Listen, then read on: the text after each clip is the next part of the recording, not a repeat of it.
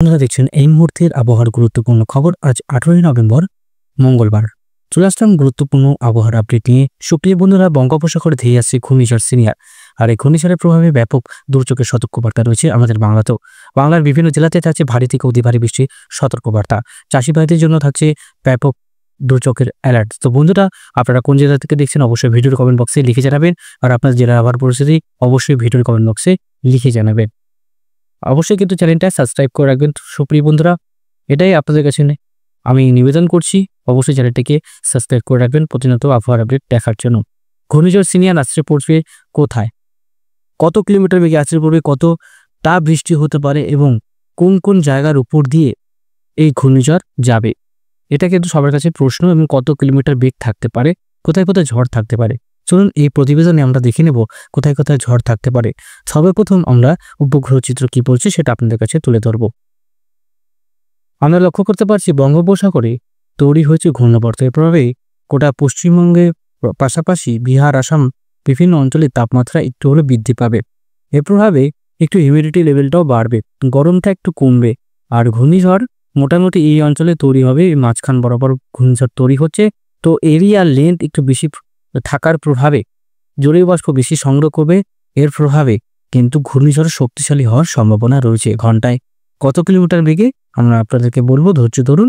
আর দেখতে পাচ্ছেন গোটা উপগ্রহ চিত্র আপনাদের কাছে তুলে ধরছি, সমস্তটাই পরিষ্কার রয়েছে। বেঙ্গালুরু, গুয়াহাটি, চেন্নাই, বিশাখাপত্তনম, হায়দ্রাবাদ সমস্ত অঞ্চলে কিন্তু আমরা পরিষ্কার আবহাওয়া লক্ষ্য করতে পারছি। তো এই জায়গাটা আমরা মোটামুটি বৃষ্টিপাত লক্ষ্য করতে পারছি। বেঙ্গালুরু আর আপনার নীলর, চেন্নাই, পডুচেরি, নাগাপাত্তানাম এই সমস্ত অঞ্চলে ভারী বৃষ্টির সম্ভাবনা রয়েছে। বজ্রপাত কতটা হতে পারে সেটাও আপনাদের কাছে তুলে ধরবো। কুয়াশা কতটা হতে পারে সেটা তুলে ধরবো। অনেক ছোট্ট ভিডিওটা করবো, বেশি বড় করবো না। চলো আমরা এবার চলে আসছি যে উইনগাস্টে ঘূর্ণিঝড় কত তারিখ নাগাদ তৈরি হতে পারে, কত তারিখ নাগাদ মৎস্যজীবীদের সতর্কবার্তা আমরা দিতে পারবো, কত তাড়াতাড়ি আপনাদের কাছে ঘূর্ণিঝড়ের যে সঠিক প্রতিবেদন আপনাদের কাছে তুলে ধরবো। তো চলুন, এই যে আপনার ঘূর্ণিঝড় 18 তারিখ, 19 তারিখ, 20 তারিখ, 21 তারিখ, 22 তারিখ নাগাদ এতে আপনার ঘূর্ণাবর্তে পরিবর্তন করবে। 23 তারিখ নাগাদ পুরোপুরিভাবে সুস্পষ্ট কিন্তু নিম্নচাপে পরিণত হবে। সুস্পষ্ট নিম্নচাপ যখন পরিণত হবে তখন কিন্তু এই যে তার ঘূর্ণাবর্ত যেটা রয়েছে সেটা আস্তে আস্তে কিন্তু শক্তিশালী হবে।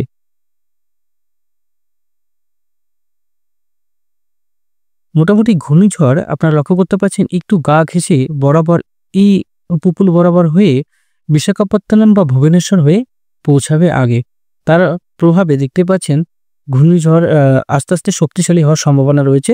কত কিলোমিটার গতিবেগ থাকতে পারে সেটা আপনাদের কাছে তুলে ধরবো। দেখতেই পাচ্ছেন প্রায় 47 কিলোমিটার, প্রায় এদিকে মোটামুটি এদিকে হচ্ছে 8 EFT লেখা আছে। আমরা কিলোমিটারে যদি হিসাব করি প্রায় 130 কিলোমিটারের কাছাকাছি পৌঁছে যাবে 27 তারিখ নাগাদ। উপকূল বরাবর এগোবে এই ঘূর্ণিঝড়। আর ঘূর্ণিঝড়ের আস্তে আস্তে শক্তিশালীও হবে, এটা আমরা লক্ষ্য করতে পারছি। বিভিন্ন অঞ্চলে এর পরিবর্তন আমরা লক্ষ্য করতে পারবো।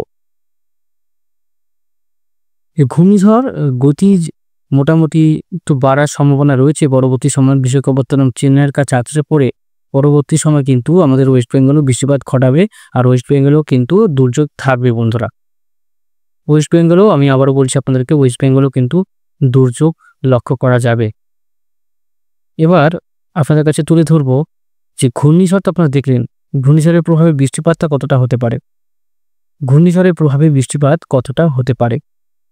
ঘূর্ণিঝড় মোটামুটি বৃষ্টিপাতের দিকে যাব, ক্লাউডসে গেলে আমরা বুঝতে পারবো বৃষ্টিপাত কতটা আসতে পারে। চলুন বৃষ্টিপাতের দিকে যাই। বৃষ্টিপাত মোটামুটি ভুবনেশ্বর, বিজয়ওয়াড়া থেকে শুরু করে নীলর, চেন্নাই, পুডুচেরি থেকে শুরু করে সমস্ত অঞ্চলে দুর্যোগ থাকবে। আর উপকূল বরাবর যেহেতু এগোবে মোটামুটি দুর্যোগ কিন্তু আমাদের পশ্চিমবঙ্গেও থাকবে।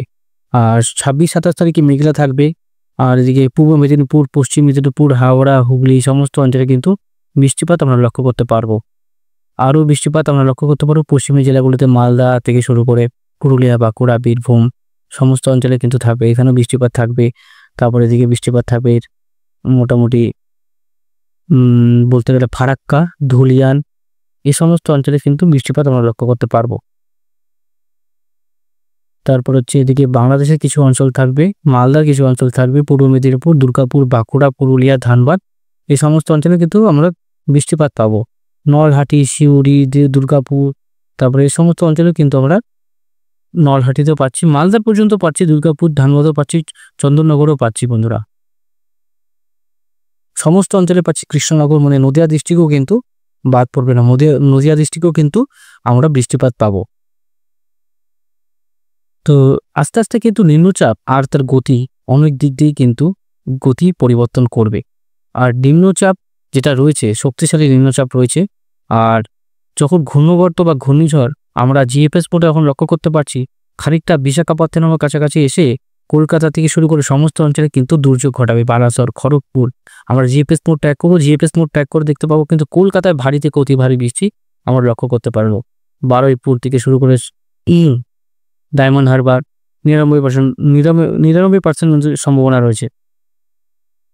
কলকাতা, বর্ধমান, তারপর হচ্ছে চন্দননগর, ভালো বৃষ্টি রয়েছে আমরা লক্ষ্য করতে পারবো। গোটা দক্ষিণবঙ্গে অতি ভারী বৃষ্টি থাকবে, উত্তরবঙ্গে কিন্তু বৃষ্টি থাকবে না বন্ধুরা। এর প্রভাবে দক্ষিণবঙ্গে বৃষ্টিপাত থাকবে। গোটা দক্ষিণবঙ্গে ভারী থেকে অতি ভারী বৃষ্টি আমরা লক্ষ্য করতে পারবো। প্রচুর বৃষ্টি হয়েছে দক্ষিণবঙ্গে বন্ধুরা। দক্ষিণবঙ্গে ভারী বৃষ্টির সম্ভাবনা, বাংলার দিকে কিন্তু আসছে এই ঘূর্ণিঝড় আমরা এক কথায় বলতে গেলে। এবার অ্যানিমেশনে যাব, অ্যানিমেশনে গিয়ে কী বলছে সেটা আপনাদের কাছে তুলে ধরবো। অ্যানিমেশন কি বলছে?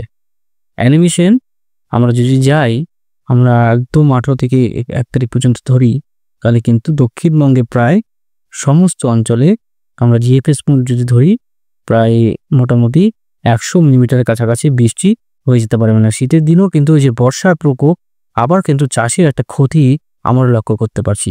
ইসিএমডব্লিউ মোডে মোটামুটি অতটা বৃষ্টি নয়, কিন্তু মালদা, মুর্শিদাবাদ জেলায় বৃষ্টি আছে, কিন্তু এটার পরিবর্তন আসবে 25 তারিখ নাগাদ কিন্তু এই ঘূর্ণিঝড় তৈরি হয়ে যাবে। আইকন মোডও আমরা লক্ষ্য করতে পারছি, কিন্তু জিপিএস মোডও আমরা লক্ষ্য করতে পারছি। বৃষ্টিপাত কিন্তু অনেকটাই রয়েছে, আর বৃষ্টিপাতের প্রভাবে অনেকটাই দুর্যোগের সম্মুখীন হবে গোটা ভারতবর্ষের বিভিন্ন অঞ্চল। বিশাখাপত্তনম, ভুবনেশ্বর, হায়দ্রাবাদ, বেঙ্গালুরু, নাগপুর, এলাহাবাদ, গোয়ালিয়র, দিল্লি, যোধপুর, সমস্ত অঞ্চলে কিন্তু আমরা বৃষ্টিপাত লক্ষ্য করতে পারবো। এক্সট্রিম ফরকাস্ট কি বলছে সেটা আপনাদের কাছে তুলে ধরবো। এক্সট্রিম ফরকাস্ট কি বলছে দেখুন, কোল্ড ওয়েভ রয়েছে উত্তর পূর্ব ভারতে, কোল্ড ওয়েভ রয়েছে। এই নীল যে কালারটা দেখতে পাচ্ছেন, এখানে হচ্ছে কোল্ড ওয়েভ আমরা লক্ষ্য করতে পারছি। কোল্ড ওয়েভ মোটামুটি সিঙ্গুলি, কোরবা থেকে শুরু করে নাগপুর, আলোকা, জলগাঁও, নাসিক থেকে শুরু করে মোটামুটি উত্তরপ্রদেশ, তারপরে হচ্ছে এদিকে সমস্ত অঞ্চলে কিন্তু বৃষ্টিপাত আমরা লক্ষ্য করতে পারছি। তারপরে হচ্ছে ওয়াসিম, আনঙ্গাবাদ, তারপরে হচ্ছে এদিকে বারওয়ানি, বরোদরা, ভোপাল, জব্বলপুর, সুফল, আম্বিকাপুর, সমস্ত অঞ্চলে কিন্তু বৃষ্টিপাত আমরা লক্ষ্য করতে পারছি।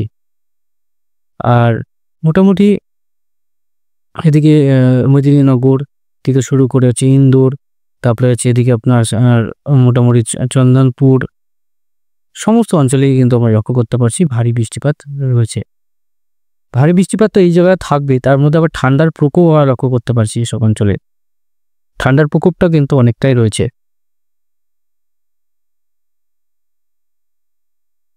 তারপরে এলাহাবাদে রয়েছে, আহমেদাবাদে রয়েছে, মুম্বাইয়ে রয়েছে, রায়পুরে রয়েছে, সমস্ত অঞ্চলে কিন্তু ঠান্ডা থাকে।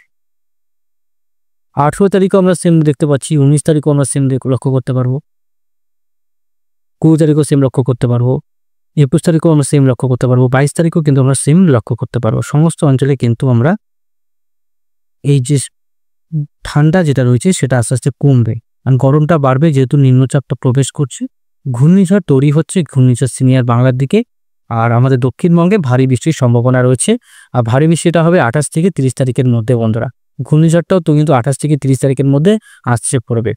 চলুন, আর বেশি কিছু আপডেট দেখিয়ে লাভ নেই। আগামী 5 দিন পরিষ্কার আকাশ থাকবে, বৃষ্টিপাতের কোনো সম্ভাবনা নেই। রোদ ঝলমলে আকাশ, গরম বাড়বে, হিউমিডিটি লেভেল বাড়বে, সর্বোচ্চ তাপমাত্রা 27 ডিগ্রি সেলসিয়াস, সর্বনিম্ন তাপমাত্রা 15 ডিগ্রি সেলসিয়াস থেকে 17 ডিগ্রি সেলসিয়াসের মধ্যেই থাকবে। ধন্যবাদ, ভালো থাকবেন, সুস্থ থাকবেন।